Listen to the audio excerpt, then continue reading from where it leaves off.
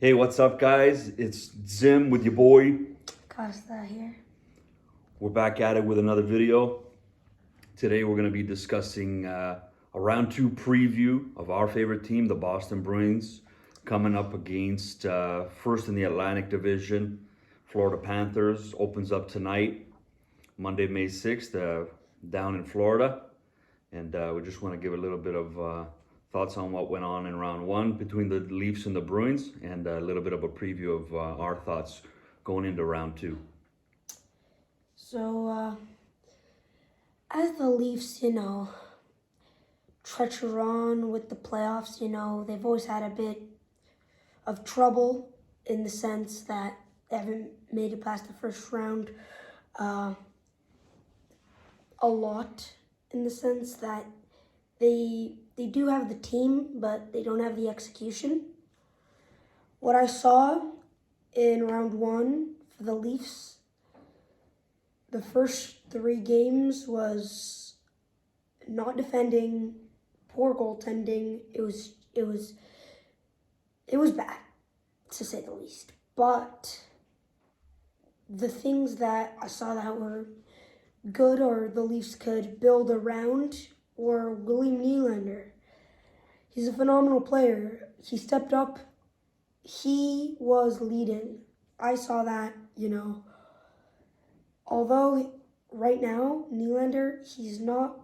Leafs fans now know him, now see that they saw that he was, their man for the playoffs. But if this happens again and again and again, you gotta rethink about this, the big contracts and the $1 million players.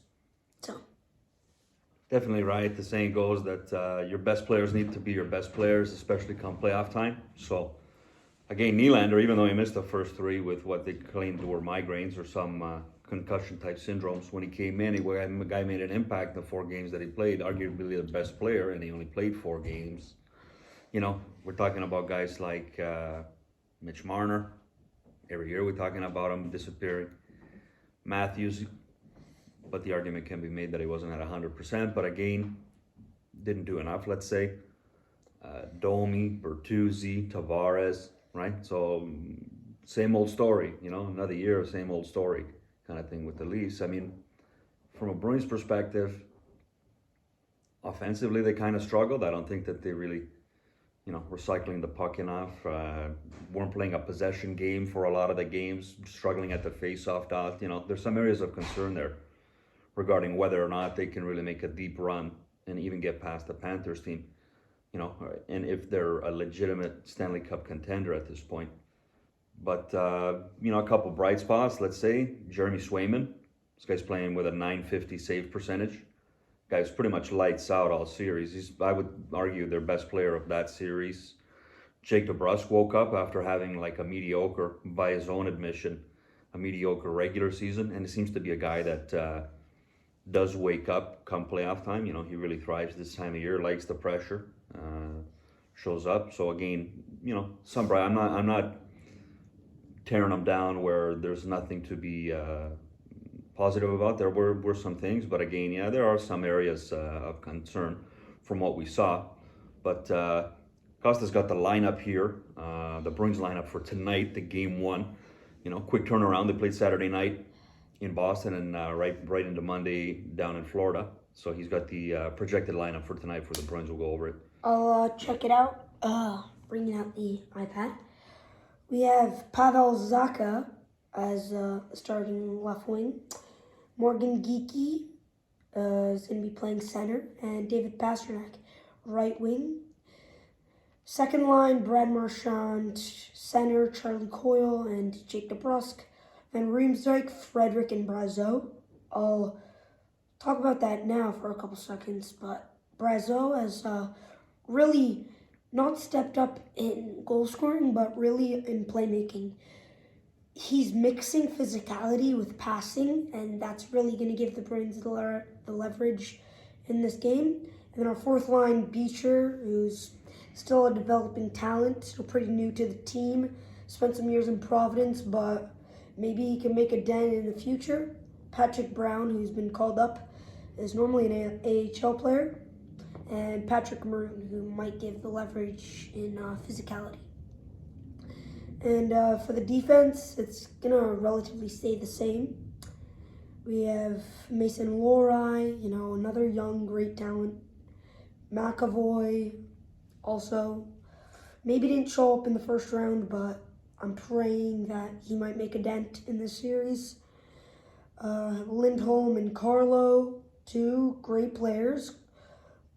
Lindholm did, give us the advantage last night, or Sunday, I say, in Boston. And Carlo, he's a good player, great for depth, knows how to move the puck. And then the last pairing D, we have Parker Wotherspoon and Kevin Shattenkirk. These aren't the worst defenders at all, but if I had to pick the last pairing, it'd be these three because Kevin Shattenkirk, I saw some weird decisions he made, and Wotherspoon is a pretty good player. Is just playing on a stacked Bruins defense, And I'll just really go quickly through the Panthers. Verhaeghe, Barkov, and Kachuk for the first line. Luosterainen, Lundell, and Reinhart for the second line. Tarasenko, Stedland, and Rodriguez for the third. And Nick Cousins, Steven Lorenz, and Kyle Okaposo for the fourth line. And that's pretty good. I mean, very good actually. They beat Tampa with that team, and they could also beat Boston with it. And the defense, it's Forsling and Ekblad, Mikkola and Montour, and Ekman Larson with Kuliov starting Sergei Bobrovsky. So, there you have it for the lineups. I mean, the Bruins, not too many changes. Who's healthy kind of stays in the lineup. They're missing Heinen up front. He went down with an injury in the first round. Peak's another guy on defense that they're missing. Right, but pretty balanced lineup, I would say. It's interesting to see Geeky's going to be centering the first line. He's not exactly known for his offense, let's say, goal-scoring abilities or anything like that, but I think overall he had a good year. Solid two-way player, so I could see, makes sense that they put him up there. They're giving this guy a chance, move up in the lineup. Lohrei, another guy that came in due to injury when they lost Peak. He came into the lineup, and all of a sudden he's first pairing with McAvoy. This guy's getting first pairing minutes, young guy, but he's actually been quite a surprise. I think that the Bruins have a first pairing going into next year. I think that's going to be it. Like, this guy ended up earning a job on the team, right? So good on him. Good to see it.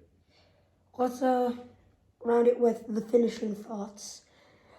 For a mix between the first and second round. The first round, obviously, I feel like a lot of NHL's fans were expecting the Bruins to win, but the Leafs put on a good fight. I mean, some players were gone, like Matthews, in the sense that maybe they weren't gone in Game 7, but maybe they had an injury or you didn't see them on the ice. They weren't a player that, look at him, he's skating so fast, or great handles on that guy. He's just a guy that blends in with the other third liners, which is unfortunate. Matthews and the Leafs have a great team, but maybe it wasn't their year. And for just a snippet on the second round, I'm really going to say that the Panthers might come on top. The Bruins had luck. I mean, I wasn't surprised that the Bruins won, but in Game 7, I was sweating. I was rocking in my chair. But the Panthers, all I know is that Panthers are almost too good of a team, They're almost unstoppable. In the sense that they mix physicality with goal scoring so well, it's hard to play. It's hard to play against. So. Yeah, no, I hear you definitely. Regarding some final thoughts, again, from the first round, you know, it could be argued when all is said and done that that Bruins Leaf series round one might be like the highlight of the playoffs. It might end up being the most competitive, the tightest, most exciting round of hockey out of all of them. I think so. And usually they tend to be a lot of them, like they're always historical. Really, everybody remembers 13, 18, 19, now 24. Same thing. So again, hard fought series. Any team, either team could have won that last game there. Really, the Leafs looked like they had it and things. So the Bruins overcame. You know, had that set play in overtime. Lindholm lobbing one off the end boards, right, and with speed, Pasternak picks it up, boom, puts it in, and there you have it, right? Beautiful thing. So good for them. They live to see another day. Going into round two against a great Florida Panthers team. Really, yeah, I would say like Florida Panthers have become the beast of the East.